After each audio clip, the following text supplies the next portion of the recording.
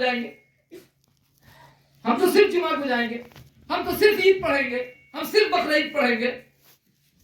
اللہ کہے گا رک, 24 گھنٹے میں آدھے گھنٹے کے لیے تیری سانس کو ہم روکتے ہیں.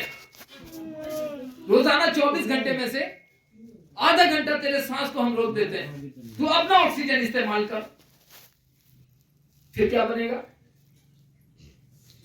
پھر کیا بنے گا؟ کون پرسان حال ہوگا؟ کہاں سے لائیں گے اتنا پیسہ کہ آکسیجن روزانہ آدھے گھنٹے کے لیے خریدیں گے, ایک سلنڈر کہاں سے لائیں گے؟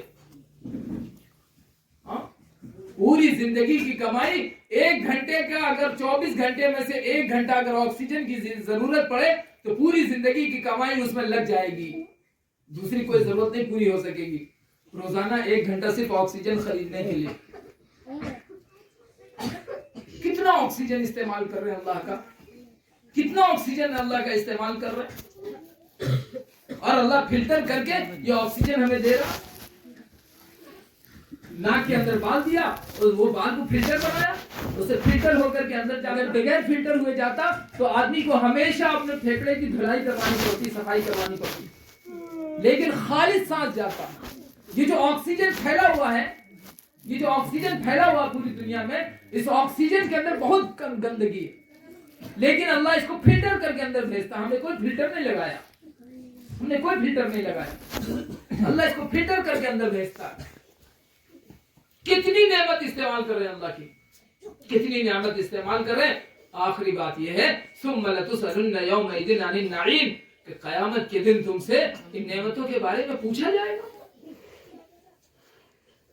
ایک آدمی امریکہ صرف اس لیے گیا کہ یہ جو ہمارا پلک جھپکتا ہے نا, اس کا پلک جھپکنا بند ہو گیا تھا.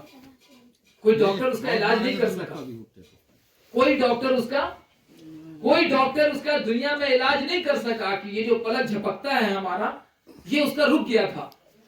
تو اس کے رکنے کی وجہ سے اس کے آنکھ کے اندر جو نمی رہتی ہے اور پانی رہتا ہے, یہ پانی سوکھ گیا تھا. ہاں, کتنی بڑی نعمت ہے اللہ کی, ہم استعمال کر رہے ہیں. لیکن عام ہے, اللہ نے عام کر دیا ہے. 5 وقت بلایا ہے مسجد میں, نہیں جاتے ہم.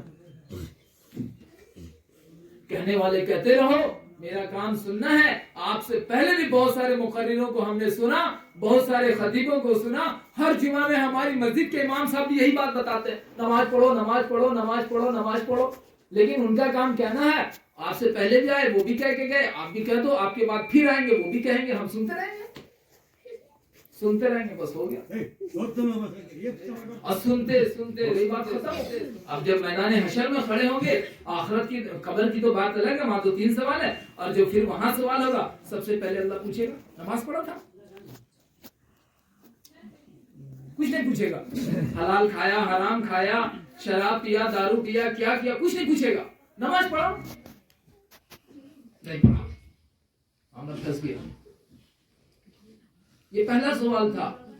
اس سوال کے بعد سارا سوال آسان تھا, لیکن یہ سوال پہلا تھا. اللہ تعالی ہم سب کو معاف فرمائے.